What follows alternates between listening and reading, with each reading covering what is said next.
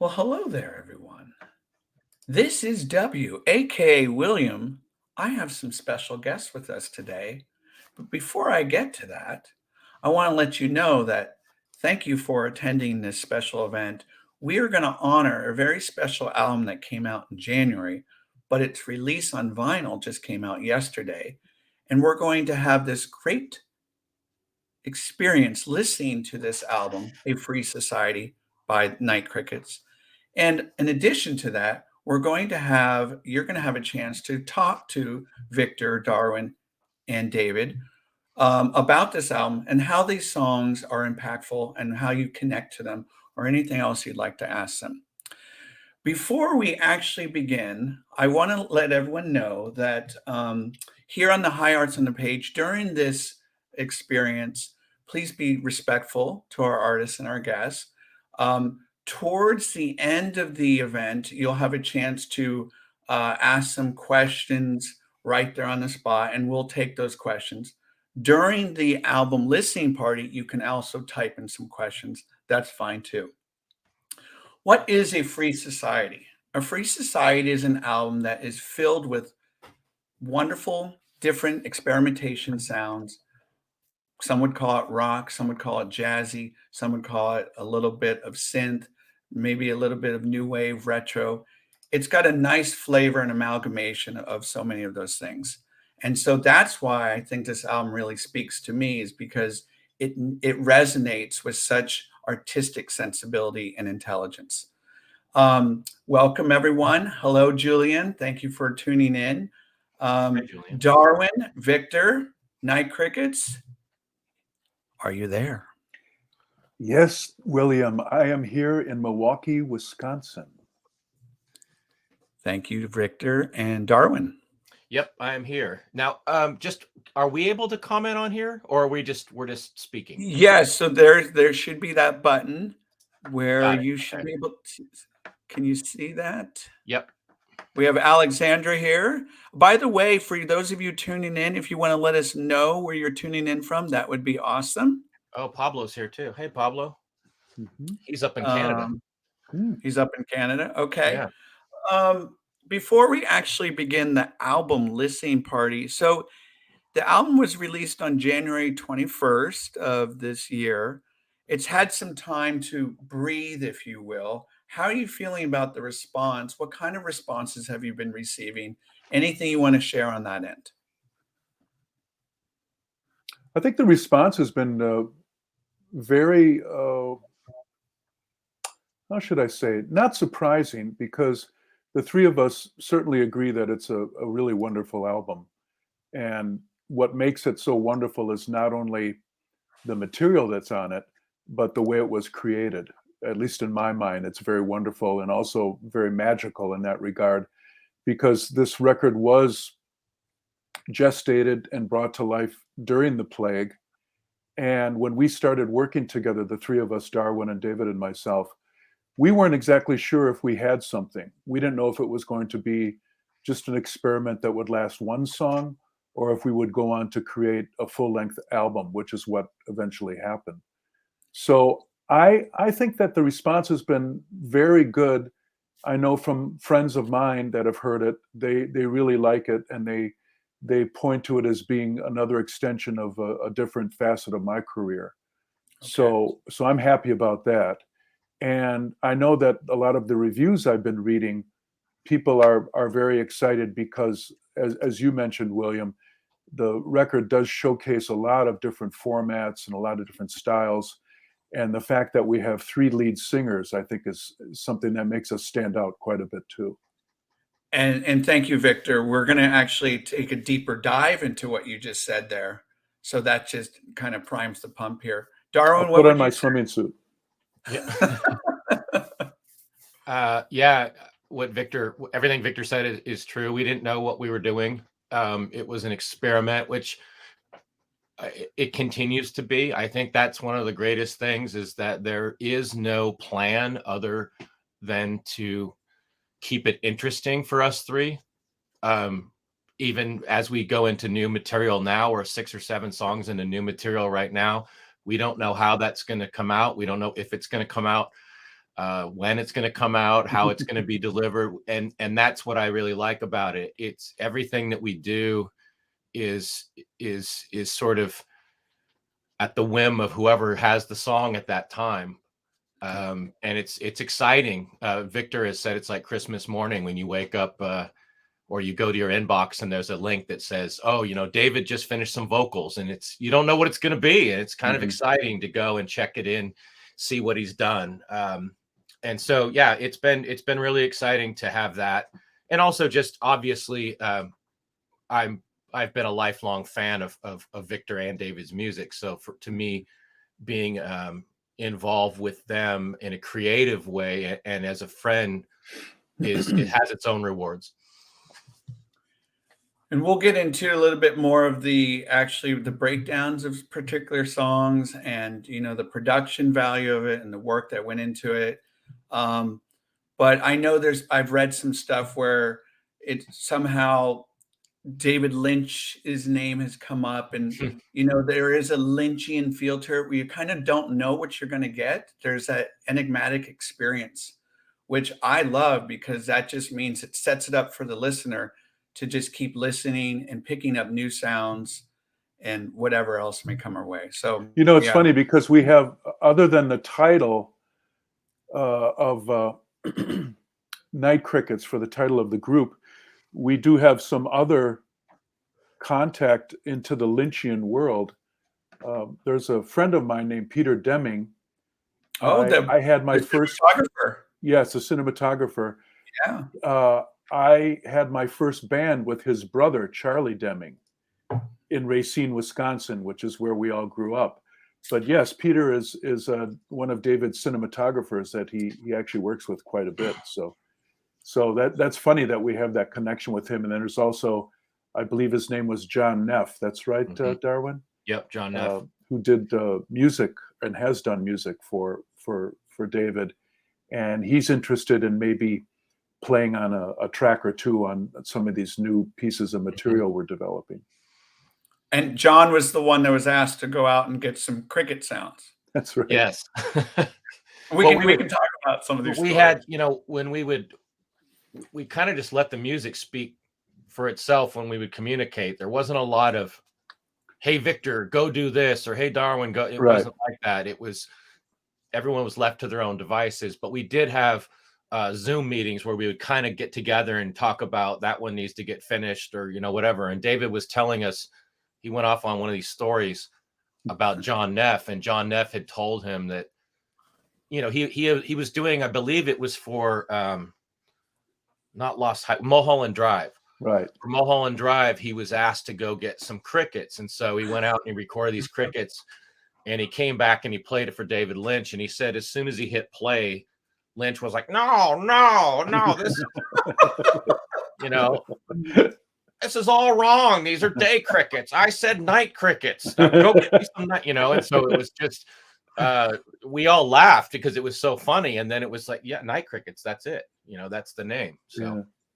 But there is a difference in the sound of how the crickets sound during the day or at night. So I mean, it wasn't such a crazy thing that he was bringing up to us.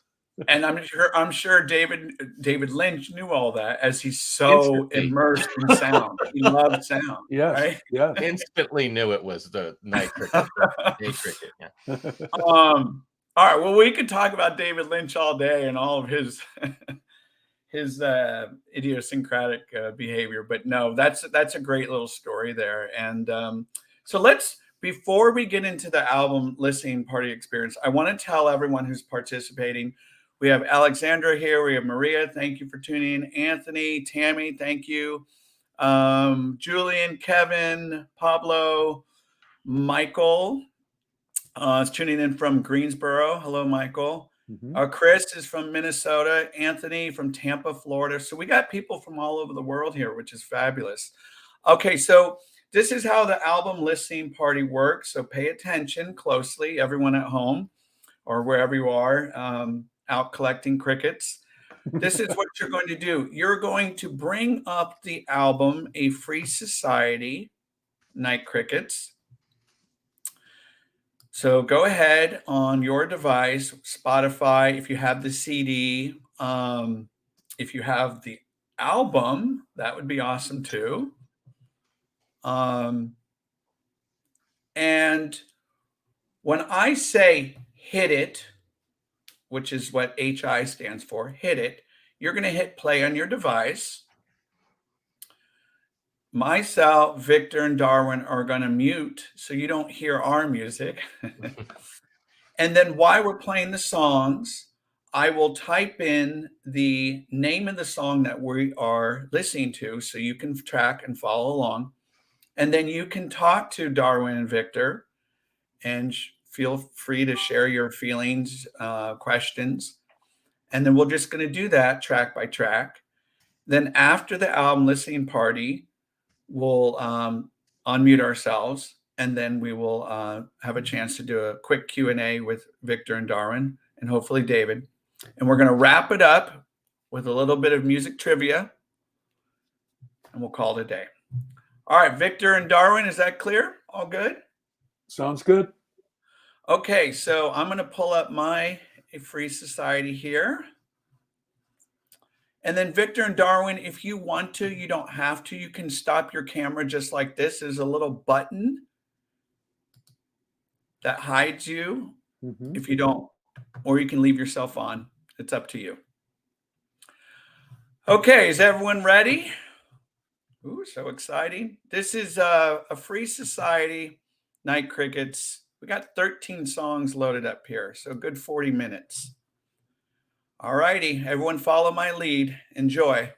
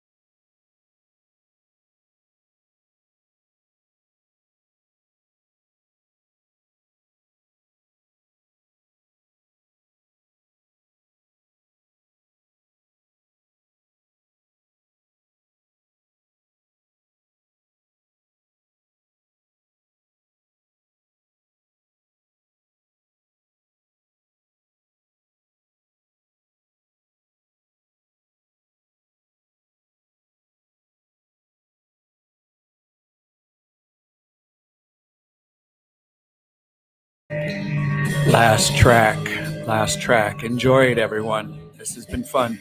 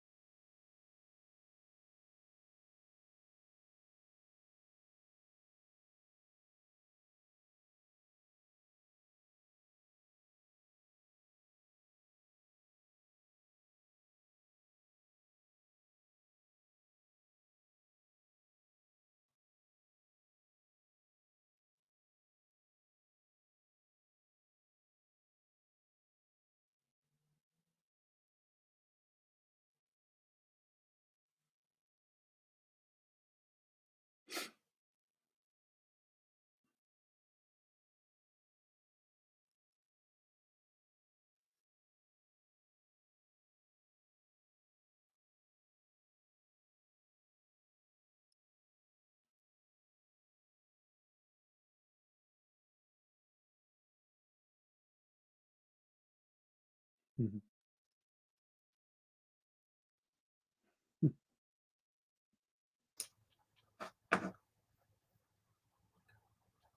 That went by quickly. Really did. I don't know if that's a good or a bad sign. Short visits make for long friendships, Victor. So maybe. Hey, everybody that's asking these fantastic questions, I just wanted to let you know that the reason I didn't answer is because I'm not on Facebook. So I could not address your questions, but hopefully we'll get to some of them with William. Absolutely. Right on. Hey, that was outstanding. Pumping that up. First question I have for you guys, and thank you to everyone participating in all the flowing conversation in chat. That was great. So Darwin and Victor, how did that feel hearing that album? When was the last time you heard it in its entirety? I was just texting with David and Darwin and telling them that I'm going to listen to the vinyl tonight. It's the first time I'll be listening to it.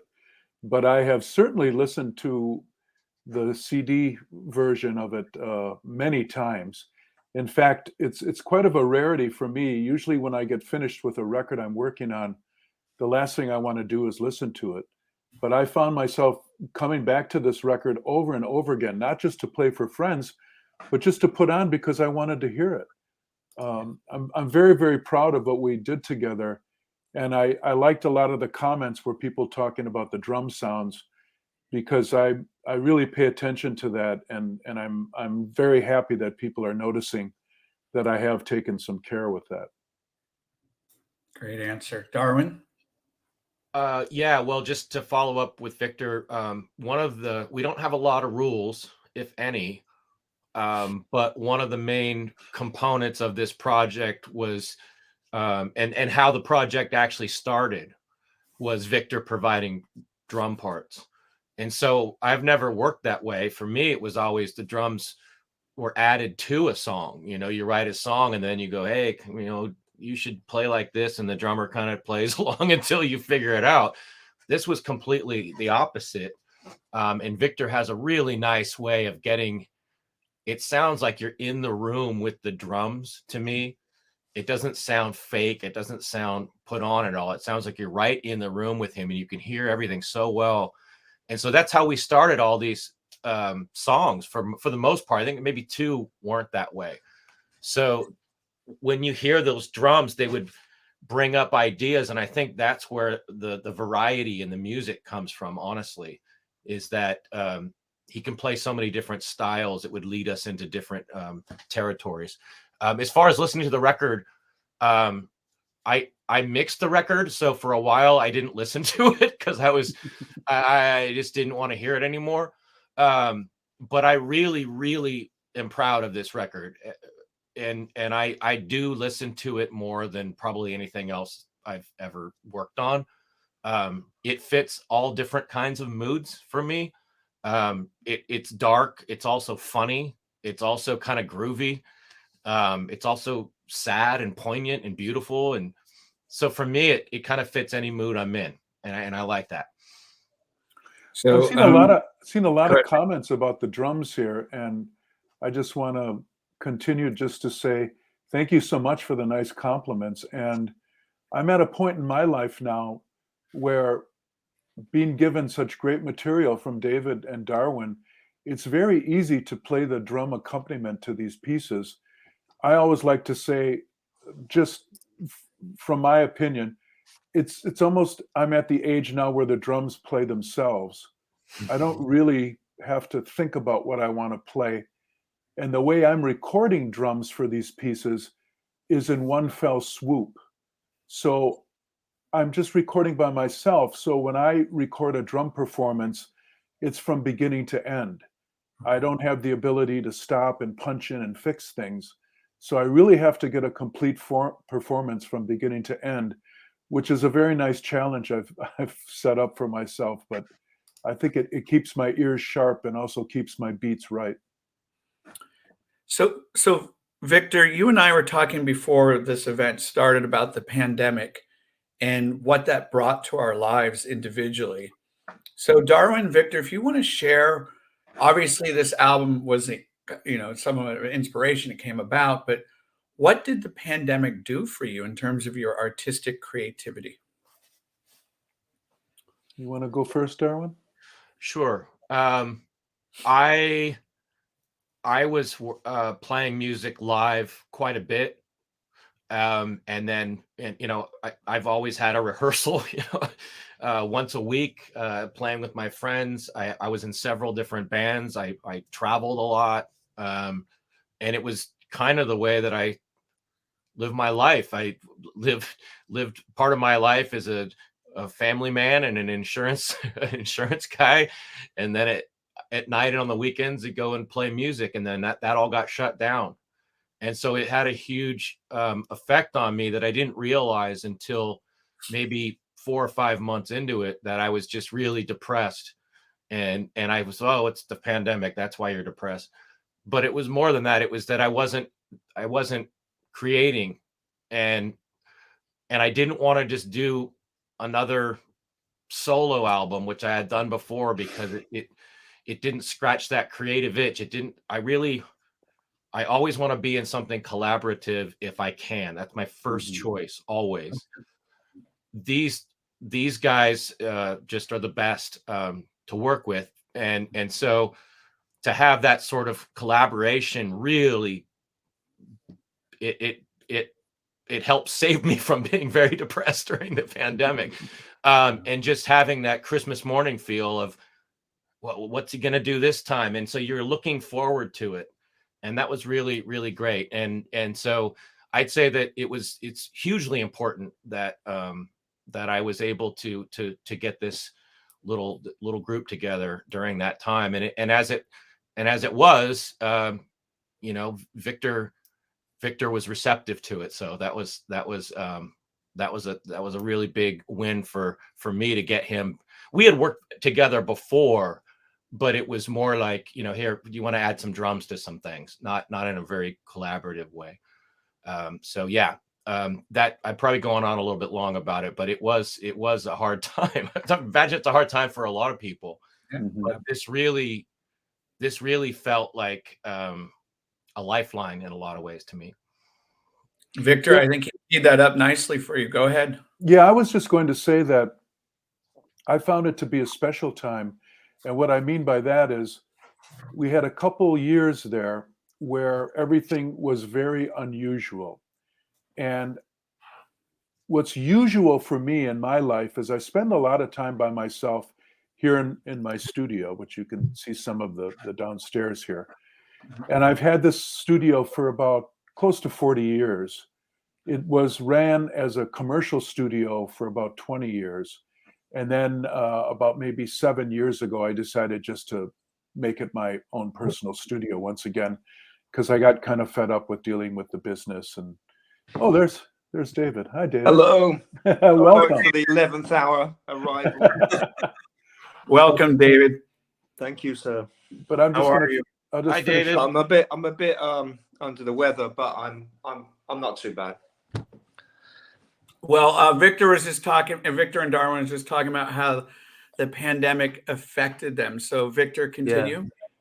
I was just gonna, in closing, I was just going to say that I found a way to take advantage of it, in that, as Darwin stated just before too, I had a few dark moments here and there. Maybe I was at a couple points where I just wanted to start pouring vodka in my eyes, or maybe smoke a pound of pot. But those times, luckily, were few and far in between. So when I finally realized that I could take this opportunity and really catch up on a lot of things that I've postponed for some years because I've just been so busy traveling or working on projects with other people, this was a point in time where I could get a lot of things finished that I was working on. And then with the advent of night crickets coming into the picture, we had a lot of time to just develop our material back and forth in a remote fashion, which was very exciting to do it that way, because you never knew what you were going to get. But I was always quite confident that I was going to get something that was either going to confuse me, or I was going to fall in love with it right away. And that's usually what happened. So, Vodka in Your Eyes, that's the next title track for a song. Not what I'm sensing. So, David, with in parentheses, tons of pot. This could go in so many different directions, but let's just stay on the pandemic one, and then we'll get to some more questions. So, David, how did the pandemic affect you in the way that your outpouring of creativity? Did you feel restrained? Did you feel kind of, in a straitjacket, or were you able to tap into some of these things? Certainly. No, it was a very productive time. And I went back into doing painting, which is something I've been meaning to do for a long time, but always putting it off. But now, then it was the perfect time, Yeah. So the first thing I did was to go out and just buy a whole bunch of very large canvases and a bunch of paints and brushes. And I set up this back room that I'm in now, and just put the first one on the easel. And I didn't have an idea of what I was going to do. I just started making shapes and splashing paint around. And of course, what came out was what was on everybody's mind, which was being in that situation, that really weird, strange situation of being, unable to go out and see friends. And so that, it found voice, and it found an outlet in the paintings. So I did about 8 through the like 2 years. And I was also making music at the same time, including, of course, the night crickets. Hey, David, when did you create the little artwork that you sent to Janet and I of the crickets? That was later on, because remember, that was a little thank you. I wasn't Right. intended to be like put on an album sleeve. It was just for you, Darwin. Yeah, there it is. There it is. Both of you, because you'd recorded your parts for the it was on the Pat Fish's Fish, Right. track, Right. Never Give Up, which is going to be released later this year Mhm. as a tribute record single to Pat, the jazz butcher. Right. It's actually, it's going to be it's a remix of one of his songs. Nope. Yeah. Can we take a deeper dive into some of these tracks and maybe how they came about? One of the questions that popped in my mind, and we talked about this at the beginning, the diversity in the song styles and arrangements. Were there any particular songs, Darwin, Victor, or David, that really you had an arduous time with? You just weren't getting the feel of it for whatever reason? Or No. were there any songs that just came and just flowed naturally? We had such a flow right from the start. It was incredible, uncanny. Yeah. There was never any stumbling blocks as far as I can recall. No. So why is that, David? Why do you think? I just think we have a particular kind of chemistry Mhm. that works with really simpatico. And I think it came at a point in time where that flow was very much in existence, which is like, here's a point in time, we are who we are, and it just all connected. It's like the stars aligned, and continue to do so. Yeah. It just fell. Go ahead, Victor. Sorry. I was just going to say that we all fell together in a very comfortable, easy fashion. I can only think of one point in time where there was some background vocals I did on one piece, and we decided, the three of us, that maybe those vocals didn't work there and we should leave more space. And because we listen to each other and appreciate the comments and know that they're coming from a heartfelt place, it's very easy to make decisions. It's not the kind of a trio where everybody's trying to jockey for some kind of a position.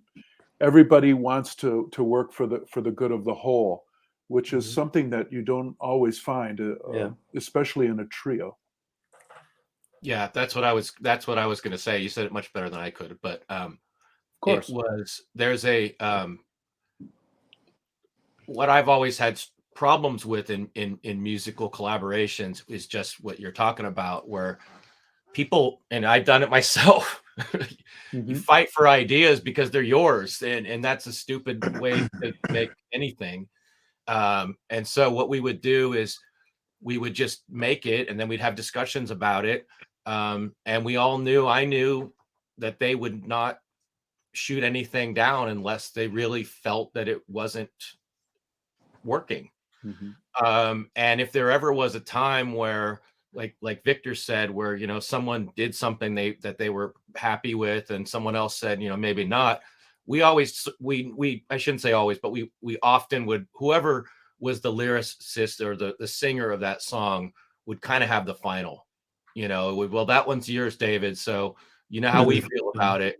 And he'd go, yeah, you're right, let's not do it, or no, I want to keep it, I like it, it's important.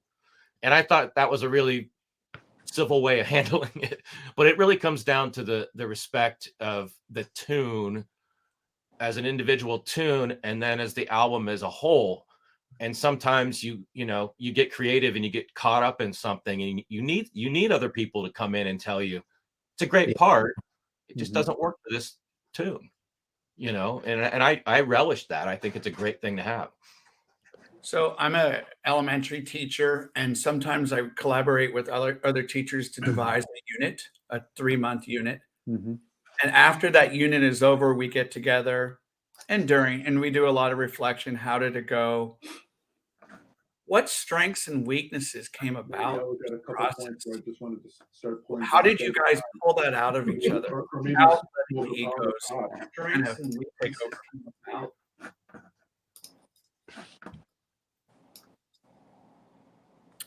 Did you catch that? It just glitched out at the very end. I'm sorry. Yeah, Would you there's something mind? weird going on. No, sorry.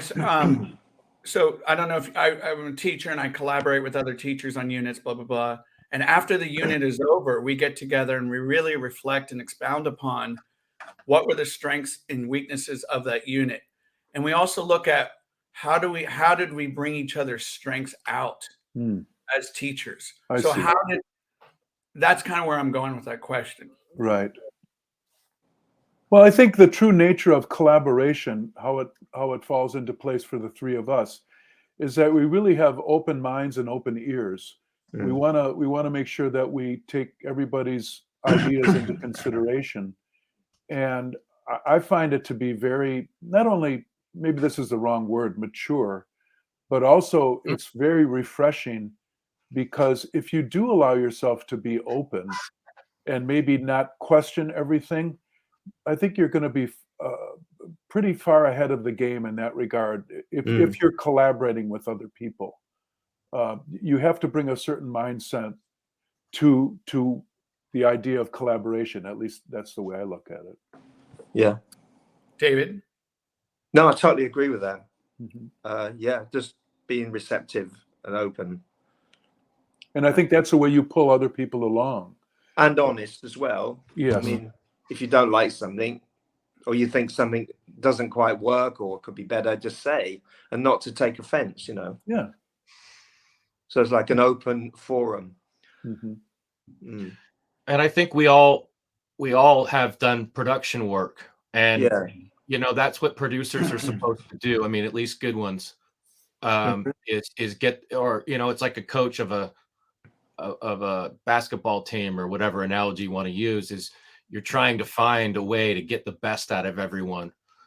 And so that was always the goal when we were writing, or when we were doing the mixing, the recording. It was always, let's try to get the best out of this. And it was fun, because even though, there were certain instruments that I would tend to play throughout it, and Victor would tend to play the drums mostly, but other things, but it didn't feel like you were one member of the band. I'm the drummer, so I got to fight for the drums, and I'm the bassist, and I got to fight. It wasn't that at all. It was, I'm a member of this group, and I want this to sound great. And so there wasn't ever, for me, it wasn't personal. If hey, I don't like that piano part. Okay, because, well, then what do you like? And it would be a conversation. So I think that having the production element there was a big part of it too. So I want to know from all three of you, and this is, if you don't want to answer, that's fine. So Darwin, what have you learned in this experience by working with Victor and David vice versa, and Victor vice versa? What have you learned from each other as artists? Like Darwin, anything like you realize, wow, I didn't know that, or wow, they are far more well known than I am. That's been something I've learned. As David said last week, we can't be a super group. You're in it. Yeah. No, David. But I'm sure you. What have I learned? What have I learned? Yeah, what are some tricks of the trade? I have learned to be more fearless. I have learned to be more less worried about put less thought into things, and to trust yourself to make even cooler things, because I tend to overthink things, and this was not that type of project. This was a project that was you just fly by the seat of your pants, and that used to terrify me, but over the years David has beaten it out of me, and now I'm Now I'm a big fan. Now I'm a big fan. So that would be my number one takeaway for sure. Victor or David? I've learned that Darwin is a fantastic mixer, engineer, and has really evolved in that area over the last couple of years. And I think this project was very key to that evolution. Wow. I've learned that Victor, aside from being a wonderful drummer, is possessed of a velvet fog of a voice, and has a great singing voice. I wasn't really aware of that. I mean, I know he was singing some of the backups on the Violent Femme stuff. I'm almost on every song.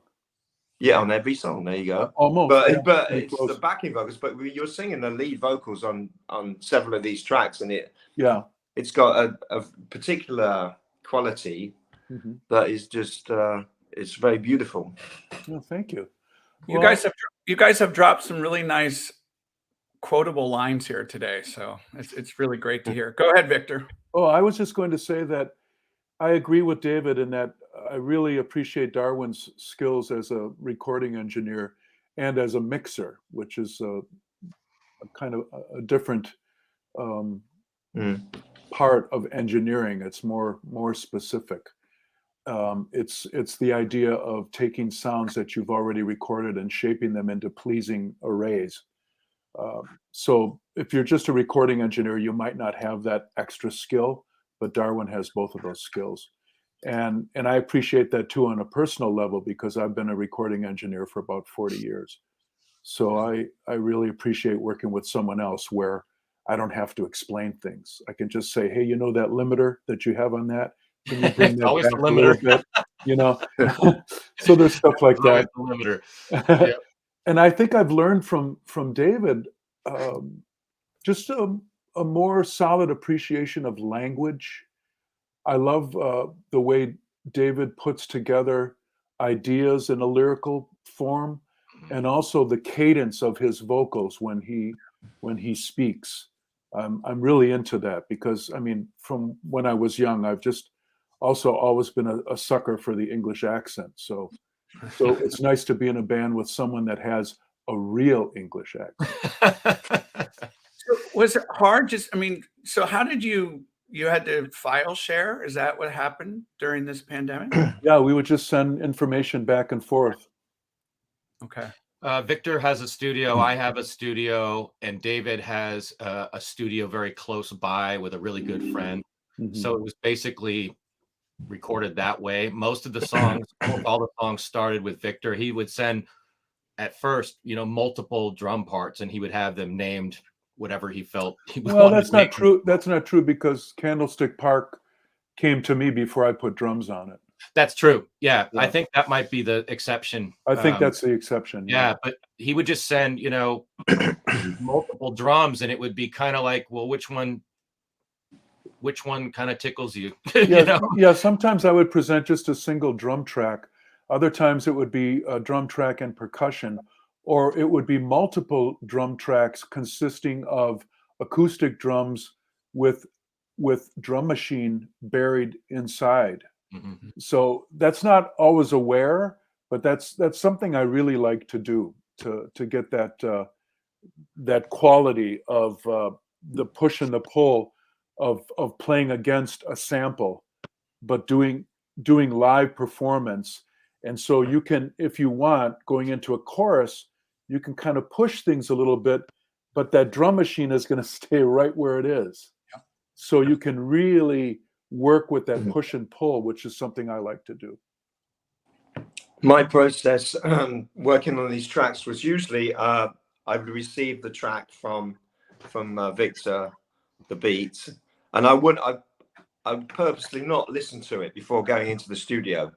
Okay. And when I would listen to it was when I was ready to do a take, and I'd set the bass up, usually the bass, and just actually I would do this. It was kind of uncanny how it worked, but I would roll tape, as it were, and listen to the track for the first time whilst being live and recording the bass part. So, and a lot of those tracks, what you hear is me hearing that track for the first time and just improvising a bass part. I never worked anything out beforehand. So what was being recorded was so fresh. And for some reason, I knew when the changes were coming. I knew I would pick a key that worked. Mm-hmm. And it just, as I said before, you know, we had this incredible flow. So, David, if you don't mind me asking, how different is that experience or process when you work with, you know, in Bauhaus or Love and Rockets there? How Well, is this is very liberating, very free. Yeah. Play around. Yeah, not to say, you know, that it wasn't free in those other bands. Sure. But the process there was very different. I mean, we'd all be in the same room for a start, working on a song, you know. And quite often with Bauhaus, we wouldn't have, maybe we'd have some lyrics, maybe I'd have some lyrics, or Peter would have some lyrics, or Daniel. That'd be a starting point. And then we just start playing. The three of us would start playing instrumentally. And we'd have a kind of jam, you know, and we'd recognize when something interesting was emerging, and we'd say, "Oh, that was good, Dan. That riff, keep doing that." And then, you know, it's like a lot of bands do this. And then with Kevin and I would follow that, what he was doing, and then I might take it somewhere else, like a key change. Kevin will say, "Oh, that was interesting. What did you just do?" You know, and we go back and work it out. So it's this organic process. And then it's a matter of like honing it, you know, and then you take it into the studio and hone it some more. Whereas with this, it was just, we've described the process, you know, we first started one in the same room, and but we were just sharing files, sharing layers, and using the studio as an instrument, you know. Victor, how is this experience different, you know, from the work that you do with Violent Femmes? The Femmes were very much a rehearsal band in the regard that we would get together and we would work on songs before we would take them to the recording step. So usually when we'd get into a studio, we pretty much knew what we were going to do, except for, say, holes that were left in the arrangements for solos, or ideas that would come to us as we're working on the recording. But the basic idea behind the track, the chords, the melody, the lyric, was usually pretty much figured out before we would go into the studio. But in my experience as an engineer or as a musician or as a producer, I've made records many different ways. Ooh, what's that? Whoa. There's a motorcycle outside. Oh, sounded like a ghost. It sounded like a ghost. It did, didn't it? Yeah. Oh, strange. Yeah. But I'm up for that. I'm up for approaching the recording of a piece of music or organizing sound in many different ways. I don't have any set format, nor do I feel more comfortable in one or the other. And I think that's just because of, you know, doing this for about 50 years. Someone just commented that must be Daniel Ash speeding by. Yeah, I was gonna say something along those lines. But you know, I noticed someone here, excuse me for a second, but I was just going to say, Lopez was talking about a song I wrote. Yes. For Femmes called World Without Mercy, that it's just so funny that you would bring this up, because I don't think many people even know that song exists. I mean, there's only 2 Femmes songs where Gordon doesn't sing the lead vocal, and I sing lead vocal on both of those. But that's just so funny that someone brought that up. They say it needs a digital release. Yeah, maybe someday. Maybe I'll do a different version. Maybe we can do a version of it with the Crickets. The Violent Crickets. There you go. Darwin, go ahead. You were going to say? No, I was just saying that I was just reading what somebody had written here. I'd rather it be the Night Femmes. The Night Femmes. That's more appealing than the Violent Crickets. Yeah, right. One of the things I like to ask the artists is actually the when the final pieces have all come together, did you sit there and really discuss how you're going to release this body of work? Was it, okay, we're just going to do CD? No, we're definitely doing vinyl. We all know the vinyl industry has gone crazy and is a jam log and all that log jam. We always knew we'd do vinyl because we're all vinyl freaks. Okay. It had to be on vinyl. And we were just lucky enough that working with Omnivore Records that they fell in line with our desires. So we decided first we would do the CD release and streaming, and then because of what was happening with production for vinyl, we had to wait quite a few months. But I'm very happy that the company has been very good to us. They've treated us very nicely and usually have fallen in with our ideas, maybe shaped them a tiny bit, but for the most part, they're giving us free rein about what we want to do. Is this vinyl only to order, or will I be able? I'm going to be up in San Francisco tomorrow. Can I go to Amoeba Records? And It's in record stores right now. I just talked to some people at Mad City Music in Madison, Wisconsin, and they're selling it today. Okay.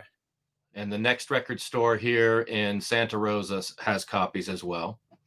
If you have a record store that you go to and they don't have it, you just ask them to order it and they can get it out there. So I want to look back at some of the comments, and if there are any questions, David, Darwin, Victor, if you want to go back to the chat, the comments here, if there are any questions you want to field and take, let's go for it. But I'm just going to read some things here that people have written. Were any of Bauhaus fans of Violent Femmes back of the day? Yeah, well, yeah. I love that first Violent Femmes album, as all of us in Love and Rockets did, and that was a favorite album that we would play. We played it a lot when we were in the studio, when we were making Express in Woodbine Studios. We're working with the guy John A. Rivers, who's a really good engineer, studio owner, and a kind of co-producer and musician. And that was the second album we were working on with him, and we had it in mind to continue working with John, but he heard us playing the Violent Femmes all the time, that album. And one time we were playing it in the kitchen, I remember this, and he came in and said, "I don't know what you guys see in this. I really don't. I don't get it. It's really badly recorded. It's just sort of rough around the edges, and I don't get it." Yeah. So we were like, "Really? Really?" So because of that, we decided not to work with him. Really, no offense to John, he's a lovely fellow and he's great, but he didn't get, and the direction we wanted to go in was kind of acoustic, less layered, more stripped down. Yeah, and it was influenced by the Violent Femmes. And so we thought, well, that's not going to work out then. So we got another guy. It was actually Derek Tompkins, who did the original recordings with Bauhaus, and we played him the Violent Femmes as a test to see, is he going to get it? And he loved it. He passed the test. He got it. Yeah. So he said, "Okay." Well, I'm sorry that I had a hand in losing that other person's job. No. Because I mean, we made an album called Earth's Moon, which is probably my favorite Love and Rockets record. Oh, wonderful! Good. That's a good one. Yeah. I think Darwin agreed with that one, and most of us would. That's my favorite too. Yeah. Maria says being able to be creative in some way helped a lot of us during the pandemic. I think for me it was photography. So what other outlets of creativity do all of you tap into? Do you do? I mean, whatever you want to share. Well, I said about painting, so that was my thing. Yep. It's all creativity is usually around. There was something that was really cool that I just came to me. Was there was I can't remember the name of it right now, but it was once a week on Sundays they would pick an artist, or they would pick like English music or whatever, or they pick an album, and it was called cover something about covers, but it was done by a couple guys here in Sonoma County, And I did 4 or 5 of those. And, they did the Clash, and people would do covers of songs and make videos. So I did a number of those. And it was really fun. It was something that it was a video and creating a new version of some really, really great. They had a Violent Femmes one. Really great song. So I did that, and that was really fun. But after I did that 4 or 5 times, that's actually when I reached out to Victor. Is like, I want to make some real new music, But that was a big thing. It's all around music for me. Sometimes with video. That's a creative outlet for me. Unfortunately, for me, back to that other question, I had heard of the group Bauhaus, but I didn't really know the music. And then once we started working together, I did my homework and I started listening to more of the Bauhaus recordings. Love and Rockets, I only know from that one incredible video and that big hit. But I haven't discovered the catalog as much as I probably should. So that's probably on my list for something to do coming up soon. Tammy says mixing takes a combo of a special fine-tuned ear as well as technical. Correct. True. Yeah. So anyone want to elaborate? That's it. I mean, he's 100% right. That's kind of it. Yeah. And it's interesting that when Victor says the limiter, that's a perfect example of learning during this process. Is I learned that I over limit drums. Okay. And so Victor would go, he could hear it, and he would say, you got to take that limiter off, or you have to calm that limiter down. And so, and what it was is that I had, and I know that a lot of people have this, is you just have go-tos. Oh, I'm doing a kick drum. I'm going to put that on the thing. And you forget you have to listen first. And so the thing that I really, really learned from this was listen to it before you start adding the little tricks and your little go-to, secret sauces. Because oftentimes you're going to make it sound more homogenized. You're going to take the character, the originality out of the player. And that really needed to happen on this. And honestly, there was a tremendous amount of pressure. I asked to mix this because I really wanted to, but there was a lot of pressure because, these guys are, I grew up my whole life listening to these guys, I wanted to make sure I did it right, so it was, she's right. You have to develop your technique, but you have to listen. Listening is really the best part. And what's unique about the relationship that Darwin and I have is that I, being an engineer and a producer and a mixer, I create the world of drums and percussion, or I play some keyboards too, or the singing, whatever I'm doing here to send to Darwin, I'm creating at my studio with my sounds, whether that means the microphone in a room capturing the live sound in the room, or if I'm treating the sounds electronically. So we have an advantage here where I can bring him the best of my studio, and then he can put that into his situation and then add to that. So in that way, it's the best of both worlds, I think. So it's not just handing everything to Darwin and saying, make it sound good. I'm giving him a leg up and saying, I've created this world for you. What can you add to it now? That's true. That's exactly right. Yeah. Which is a great way to work. It is. Because Darwin does the same thing for me. He'll send me something and I'll go, oh, that's the field of sound. Okay. How can I manicure a drum sound that'll work with what I've just been sent? And I love that I have that ability to be able to do that, rather than just saying, okay, I've got this great drum sound and it's going to be the same drum sound on every piece on the record. Because I'm not into that. I like developing sounds that are particular to that piece of music. Which is very interesting, because at the very beginning we talked about David Lynch and his overwhelming amount of love for sound. And I love how we just keep coming back to that word, sound. Kevin, and I like the little bits that David would record on his iPhone, and we would throw them into some of the recordings. There's little snatches of sounds here and there. I mean, some of the things are going through the whole track that you don't really notice. And I didn't notice for a while, and I was thinking, wait, I didn't do that percussion. What is that? And then David would tell me that it was like a bit of a fire recording that you did or something. Yeah. Yeah. So then I go, oh, that's what that is. Yeah, that was actually, and that was an interesting track that was black leather on the inside. Yeah. And how that came about was I was listening to a record by Peter Lofner. I had his box set. I don't know if are you familiar with Peter Lofner? Mm-hmm. He was from Cleveland, around in the 70s, highly influential in that area. He was an early member of Perubu.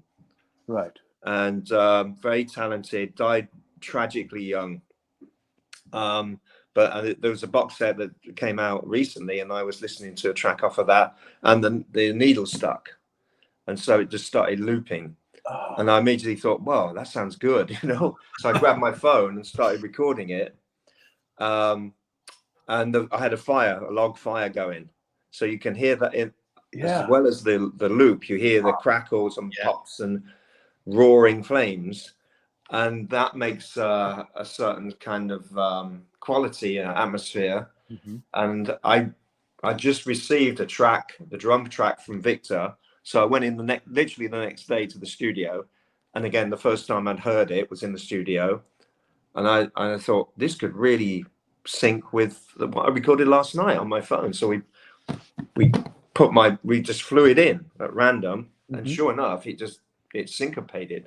Yeah. And that was the start of that track. And I thought, well, as we've sort of cribbed from Peter Lofner, I should make the lyrics like a tribute to him. So I wrote this off the top of my head, a few lines conjuring Peter Lofner, and just went in and recorded it, got it first take. And that's really typical of how we work. And then I'd send it to Darwin, and then he would add whatever he added. Yeah. We're gonna get close to the end here, and in terms of the video that was made, Kevin Soul wants to know, why did you decide to do the unreliable narrator for a video? Look at what's happening in the world right now. I mean, I think it was really good to showcase that lyric that David came up with. And also, I think we all are in simpatico as far as how we feel about what's going on. In fact, this is maybe preempting something, but there's a new track that we're working on for the next collection of music that we're putting together. And it's called The World I See Is Not the World I Want. And I think that kind of fits in with the idea of why we wanted to showcase the unreliable narrator for a video. Yeah. Darwin? Yeah, that was absolutely a big part of it. But also, I just think it's a cool short song. I like that sonically. That song sounds really good too, to my ears. And I think it's a cool showcase of us all playing as well. So it just seemed like a natural one to use. But it was mostly the meaning of it. You know, we all are watching this mess, and this is our speaking about it. But it was also the visuals that we had. It all seemed to sort of point to that song. David, anything you want to share on the video? Again, you know, we worked very spontaneously on that, and some of the ideas for it came up as we were filming it, and we were fortunate to have a director and a cinematographer who were very simpatico with that way of working, you know, not fixed. I mean, sure enough, we got together before and had an outline of an idea, but once we were in the studio, other ideas bubbled up and we went with them. So I love that. And I think it conveys that spontaneity, the video. Yeah.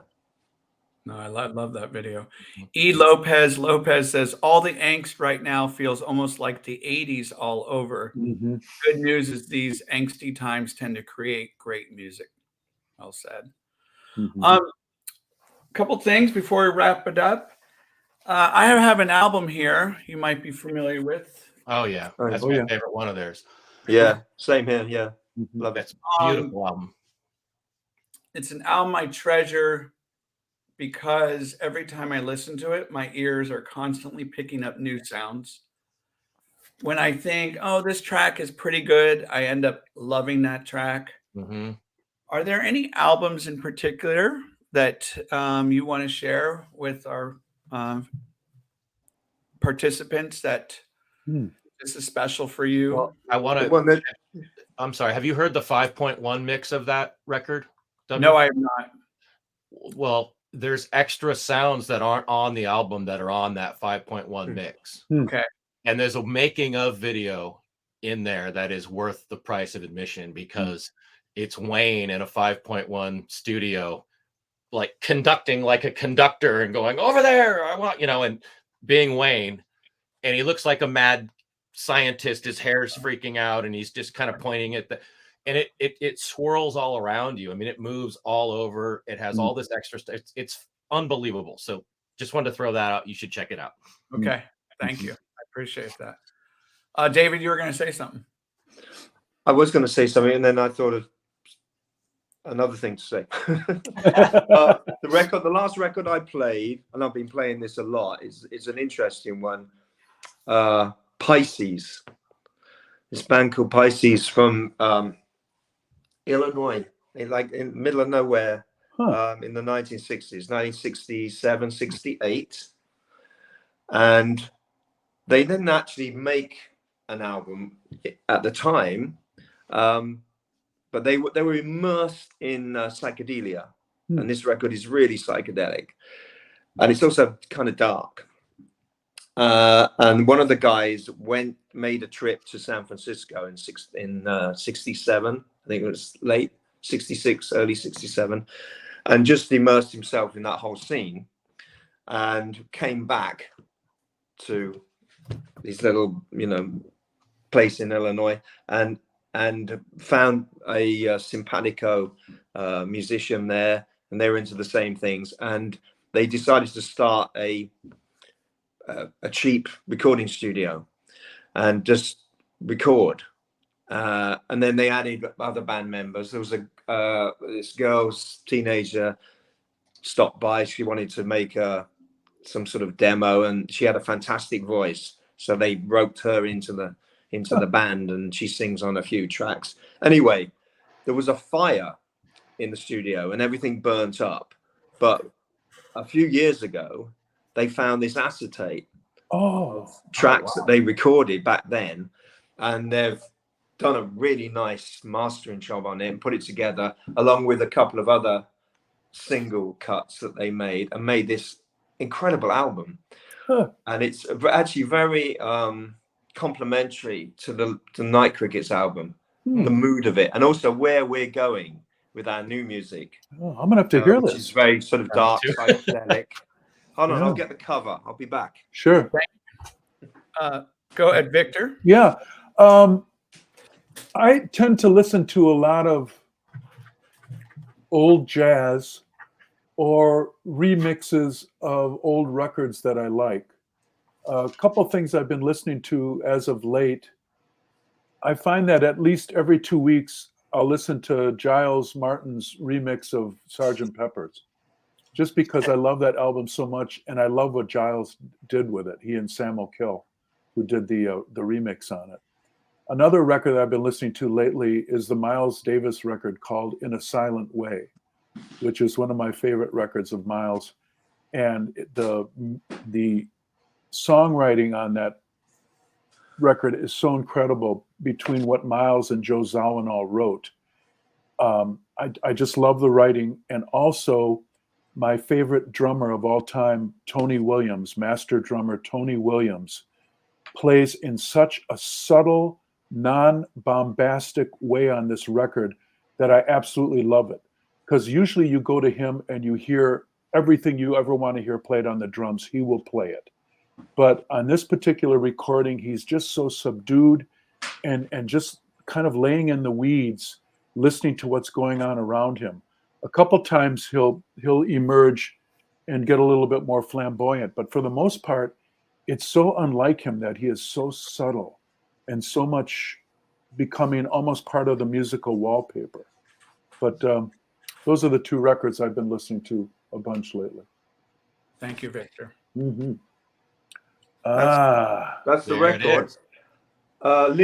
Linda Brunner is the female vocalist. Okay. And she's got an amazing voice, and she only sang on this album, and the only other recording that exists is of her with the guitarist from Pisces just staying up late one night and rolling a reel to reel, and her recording some covers that are really very revealing of her incredible voice, a very soulful voice. But she got very disenchanted with the music business because this band, didn't become what they could have become, and she disappeared.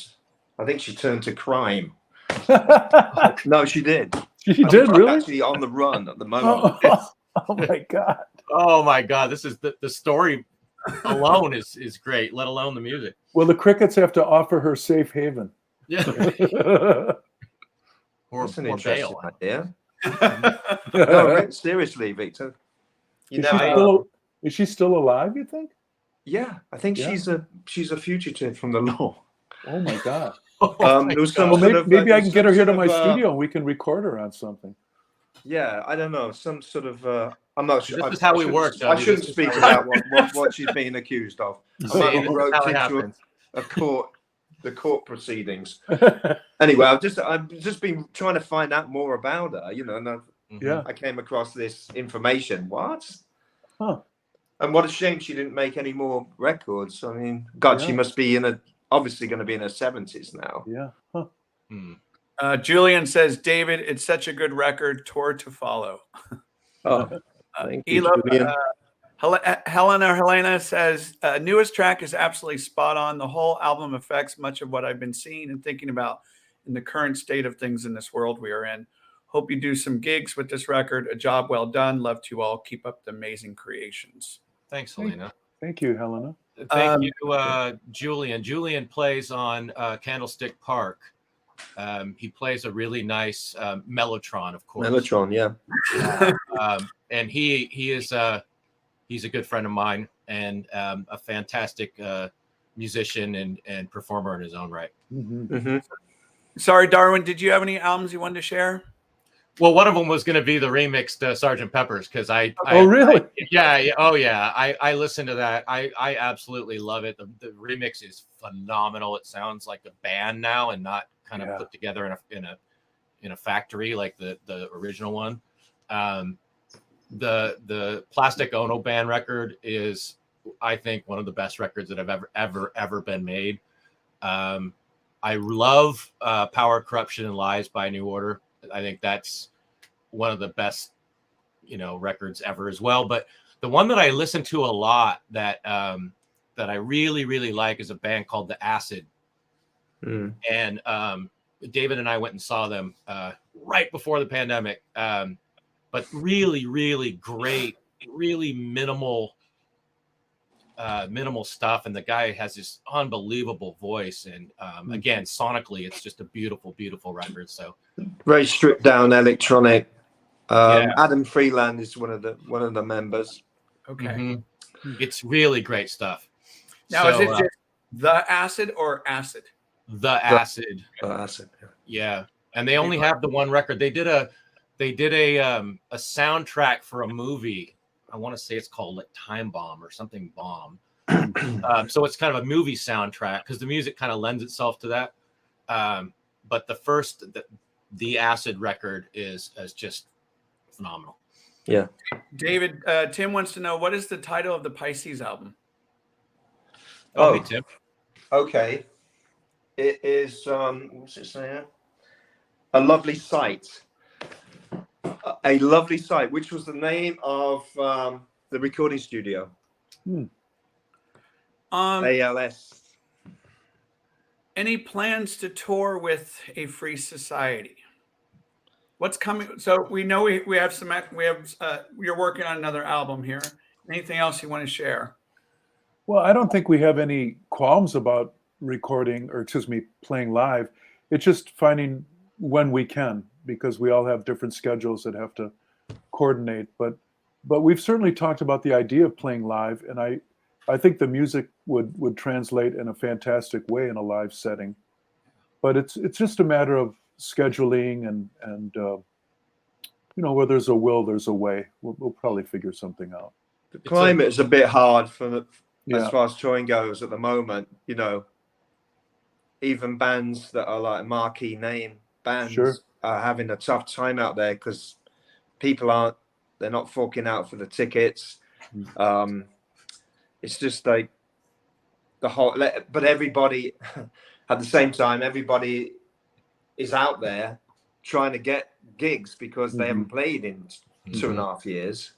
So the market's sort of flooded with the artists, and it's a weird time, And there's If we all lived in the same town, it would be a lot easier. But we're in 3 separate areas, so it's a logistical there is that thing. as well, yeah. We wouldn't want to just fly in and kind of stumble through it. We'd want to rehearse it out and everything. So No, once it'd be kind of difficult with this kind of material, I think.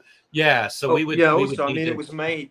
Our idea was we were making a studio record, and that was very liberating because there's no constraints. In the past, with my other bands, we would actually consider, we got to play this live.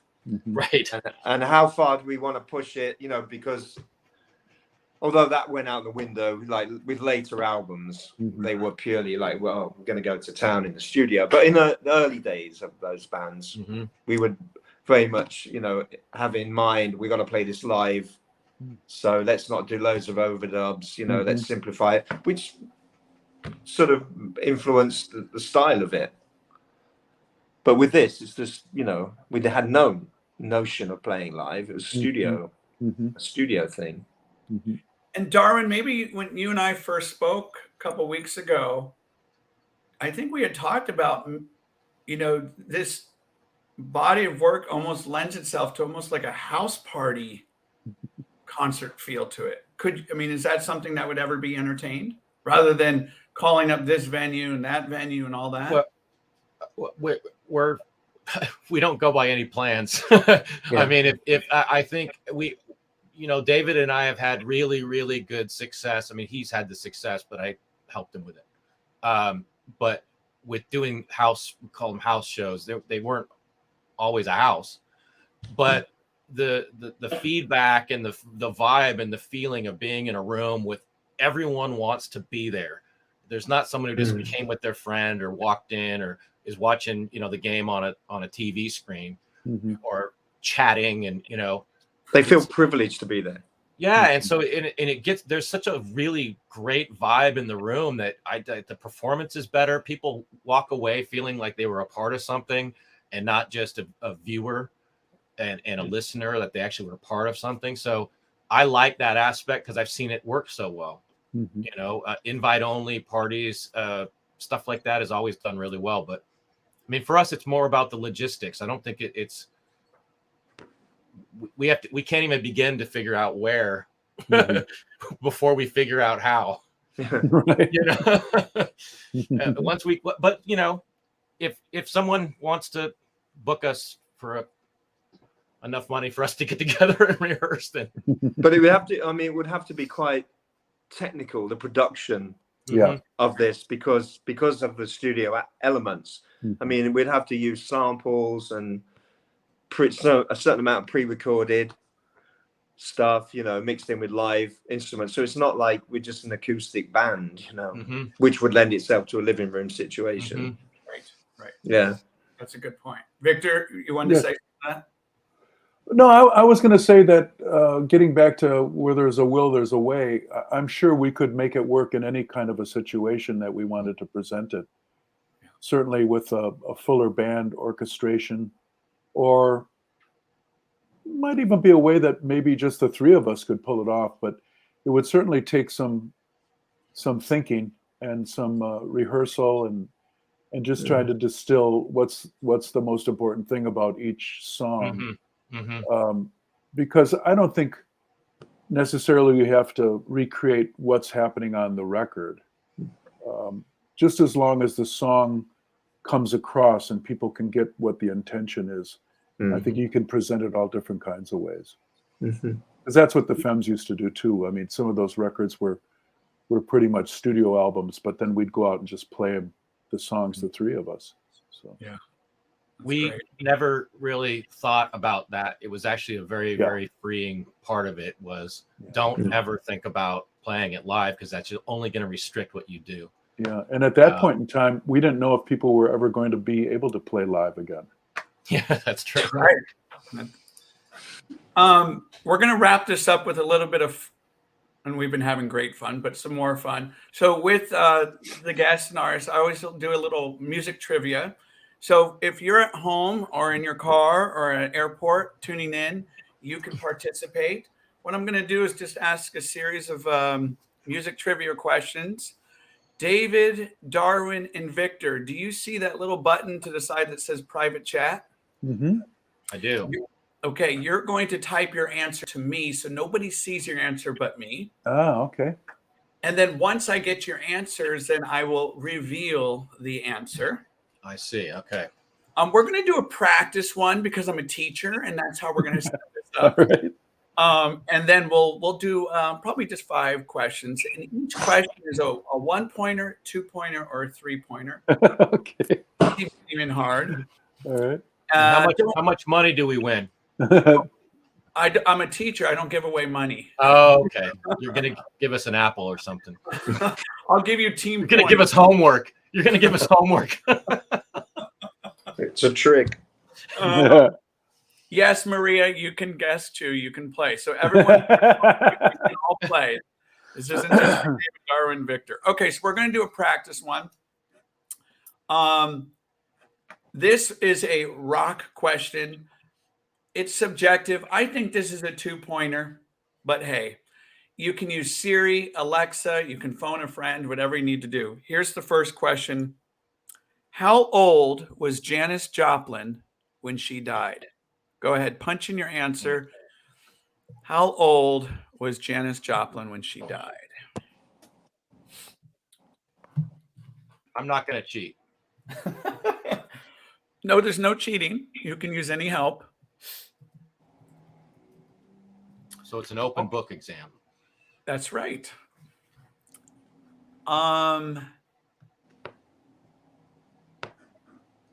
Okay, we have 2. Oh, we have 2 answers. And David, did you want to send an answer? I did send. I did. I don't know if it went through. No, it didn't. Oh, I don't know. Hold on. Yeah, I see. Okay, there you go. Okay. The correct answer, practice one. If you got this correct, give yourself a pat on the back. The answer was 27. 27. Nicely done. She was in that club. Yeah, she was in that club. Okay, here we go. Let's this is for real. Let's do soundtracks, movies. Look at Darwin. He's already rocking the gun. You said soundtracks. This is right up Victor's alley. I don't know. We'll see. Let's go Disney. Let's go Disney. One of my favorite Disney movies because of the soundtrack. Which Disney film features the hit song "I Wanna Be Like You"? Oh, I know that. Great jazz element to this whole soundtrack. Which Disney film features the song "I Wanna Be Like You"? Oh, I know what it is, but I can't remember the name. You can just throw out whatever you want. I can picture him dancing and singing and Scooby doing it. Yep.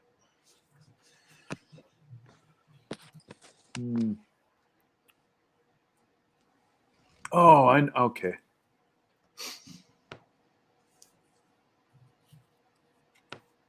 Here we go. Okay. Oh, we all got it. Okay. Yes, the answer was Jungle Book. Fabulous. The Jungle Book, if we're concerned about the article the. So the Jungle Book is correct. All right. 4 more questions to go. David, you get this category. I'm going to give this one. Do you want to do rock, soundtrack, or 80s? David, you get to choose on this one. Rock. All right. Let's do I want to rock. Ooh. All right. Lay it on me. Teach. Do the best you can without additional help. Here we go. This is for everyone. In which year did the Kinks form? In which year did the Kinks form? This is right up David's alley. It is, yeah. Yeah. Okay. First I saw the Kinks live in 1974. It's my second concert. Oh, wow. And the London Palladium. how was it? Okay. Pretty extraordinary? It was. And I met Ray Davies afterwards, and he was lovely. He was drunk and lovely. Hold on. That's kind. All right, answers are flowing in here. Going to the private chat. Yeah, I don't know what. Yeah, we're all kind of in the same area here. Okay.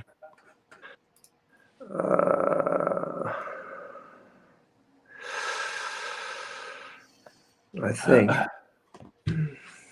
Okay.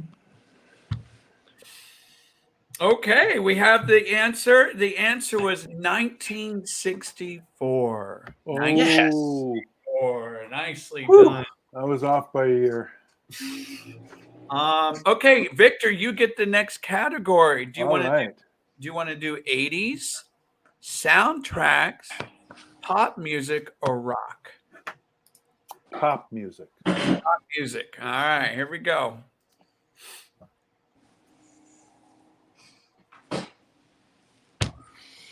Oh my goodness. I'm just pulling from the card. Uh-oh. All right, some would think this is a 1-pointer because it's that easy, but I would say it's a 3, but good luck. All right. Name this artist and song. Here's the lyric. I played with your heart, got lost in the game. Oh, I played with your heart, got lost in the game. Clue, it's a female artist.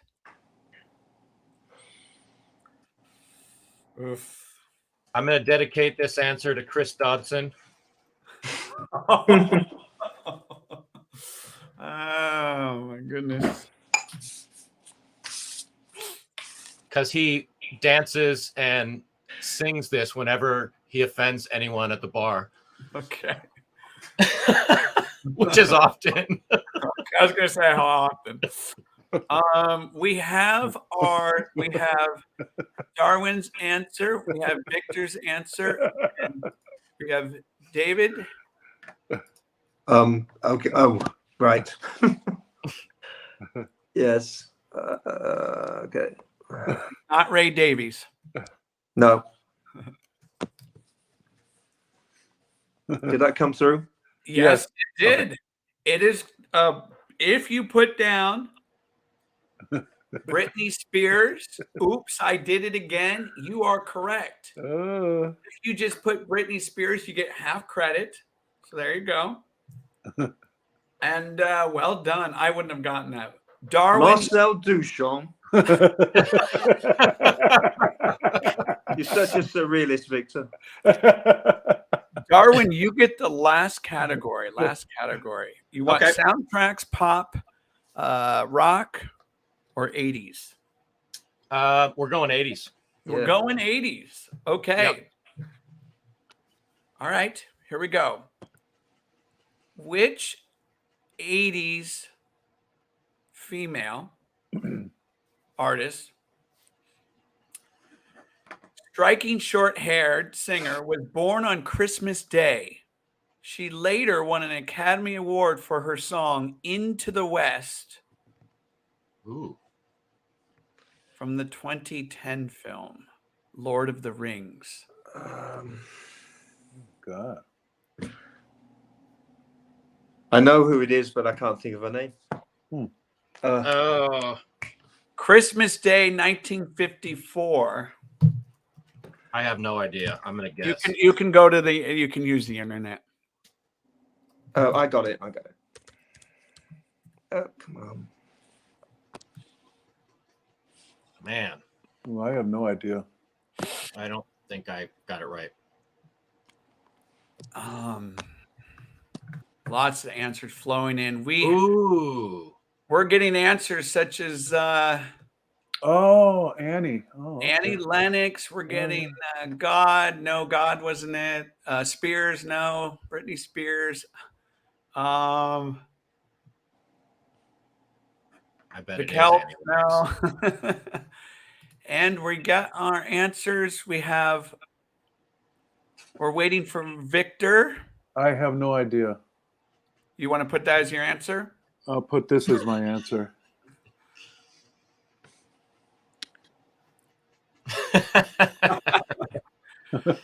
All righty, everyone. It was Annie Lennox. Ah, Annie Lennox. Okay. Crickets, you get the final last word here. Anything you want to share with the audience? Go ahead. Anything we can expect? Anything we should be on the lookout for? It's all yours. Just thank everybody Expect for the taking time. unexpected. And absolutely expect the unexpected. But thanks just for taking the time to do this. Yeah. And it was really rewarding to hear it, like, listening with other people. It was really good time. and please tell your friends to give a listen to our record. And David, you can go to I your, actually I local played it record last store. night for the first time on vinyl, and I was blown away by the quality of it. Also, if you notice, that vinyl is so thick. It is. Yeah, it's really it's good. nice, It's yeah. really good. I've never seen vinyl that thick. That's a good stock that they used. Yeah. It's like an acetate or something. Yeah, I was surprised. sounds amazing. Everything's balanced and it's so warm. Yeah. And it's one of the best bass sounds Yeah. I've ever had.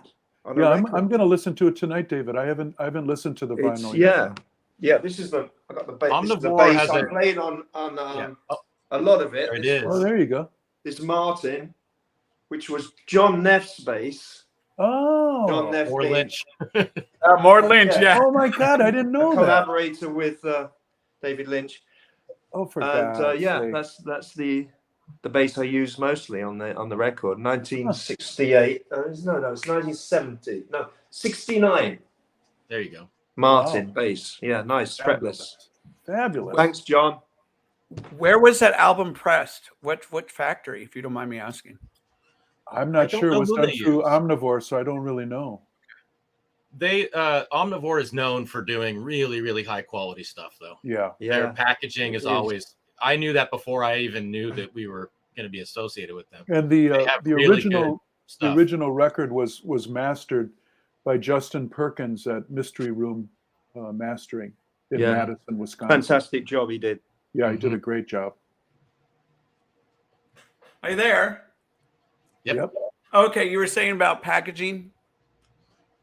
Oh, did you miss? Oh, just the packaging is really nice. Omnivore has a reputation for putting out really quality stuff, and this is no exceptions. Mhm. And people that are didn't hear earlier, they can get this vinyl CD to Omnivore, and the vinyl can be found at local record stores And the CD. and the CD. Yes, and it's on all the streaming platforms. But you Right. want the vinyl. Yeah. You'll be glad you did it.